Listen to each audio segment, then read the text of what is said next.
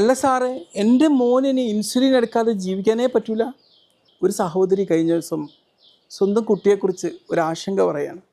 പിന്നെ എന്നോട് ചോദിച്ചു, എന്താണ് ഈ പ്രമേഹങ്ങൾ തമ്മിലുള്ള വ്യത്യാസം? എൻ്റെ കുട്ടിക്ക് ഇൻസുലിൻ ഇല്ലാതെ ജീവിക്കാൻ പറ്റില്ല എന്ന് പറയുന്നു, മറ്റുള്ളവർക്ക് ഇൻസുലിൻ ഇല്ലെങ്കിൽ ഗുളിക കഴിച്ചു മാറാമല്ലോ.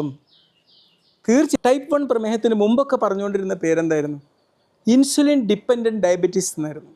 ഇൻസുലിനുമായി ബന്ധപ്പെട്ട് കിടക്കുന്ന ഡയബറ്റീസ് എന്നാണ്. അപ്പോൾ ടൈപ്പ് 2 വിളിച്ചത് എന്താണ്? നോൺ ഇൻസുലിൻ ഡിപ്പെൻഡൻറ്റ് ഡയബറ്റീസ് എന്നാണ്. അപ്പോൾ ഈ ടൈപ്പ് 1 ഒരു 30 വയസ്സിൻ്റെ മുമ്പായിട്ട് പ്രത്യക്ഷപ്പെടുന്ന ഒരു പ്രമേഹമാണ്. ടൈപ്പ് 2 30 വയസ്സ് കഴിഞ്ഞിട്ടാണ് വരിക. മുമ്പൊക്കെ അത് 45 വയസ്സെന്നാണ് പറഞ്ഞെങ്കിൽ ഇപ്പോൾ 30 വയസ്സ് കഴിഞ്ഞിട്ടാണ് ടൈപ്പ് 2 പ്രമേഹം കൂടുതലായിട്ടും വരിക. നമ്മുടെ ജീവിതശൈലിയുടെ ഒരു പ്രൊഡക്റ്റായിട്ട് വരുന്നത് ടൈപ്പ് 2 പ്രമേഹമാണ്. ടൈപ്പ് 1 ജീവിതശൈലിയുടെ പ്രൊഡക്റ്റ് അല്ല. ടൈപ്പ് 1 പ്രമേഹമുള്ള ആൾക്കാർ പൊതുവേ നമ്മൾ നോക്കിക്കഴിഞ്ഞാൽ അവർ മെലിഞ്ഞ ആൾക്കാരായിരിക്കും. എന്നാൽ ടൈപ്പ് 2 പ്രമേഹമോ അത് കുറച്ച് തടിയന്മാർക്കാണ് വരിക. പ്രത്യേകിച്ച് ഈ മെറ്റബോളിക് സിൻഡ്രോം, നമ്മൾ ഒരുപാട് ഇതുപോലത്തെ റിസ്ക്കൊക്കെ ഉള്ള ആൾക്കാരിലാണ് ഈ ടൈപ്പ് 2 പ്രമേഹം കൂടുതലായിട്ട് കാണുന്നത്. ടൈപ്പ് 1 പ്രമേഹത്തിൽ ഈ ഒരു ഷുഗറിൻ്റെ അളവ് കൂടിയിട്ട് കീറ്റോ ആസിഡോസിസ് എന്ന് പറയുന്നൊരു സ്റ്റേജ് കൂടുതലായിട്ട് കാണാറുണ്ട്. ടൈപ്പ് 2 അത് റെയറേ കാണുള്ളൂ.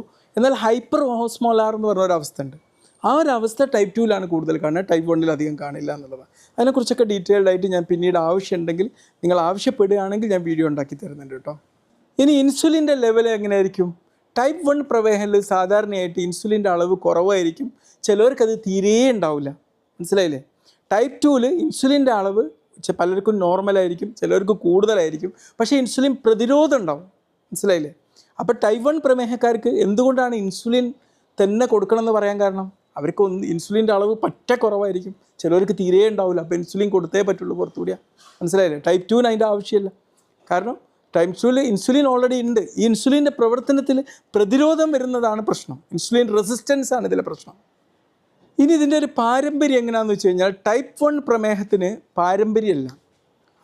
ഇപ്പോൾ ഒരേ ഇരട്ടകളിൽ ഒരു 50% കുറഞ്ഞ ചാൻസ് മാത്രമേ ഉള്ളൂ ടൈപ്പ് 1 വരാൻ.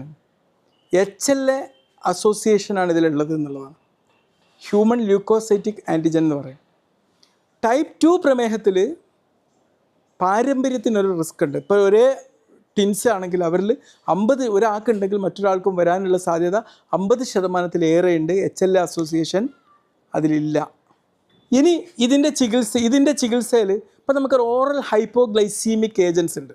നമ്മൾ ഈ ഷുഗർ കുറക്കാൻ വേണ്ടി കൊടുക്കുന്ന മരുന്ന് കൊടുക്കാറുണ്ട്. ഇത് ടൈപ്പ് 1 പ്രമേഹ രോഗികൾക്ക് കൊടുത്തിട്ട് ഒരു കാര്യമില്ല, ഇത് റെസ്പോണ്ട് ചെയ്യില്ല. എന്നാൽ ടൈപ്പ് 2 പ്രമേഹമുള്ളവർക്ക് ഈ മരുന്നിന് നന്നായിട്ട് റെസ്പോണ്ട് ചെയ്യും. ഇനി ഇതിൽ ആൻറ്റിബോഡീസും ഐലറ്റ് സെൽ പാത്തോളജിയിലും എന്താ വ്യത്യാസം എന്നറിയാം?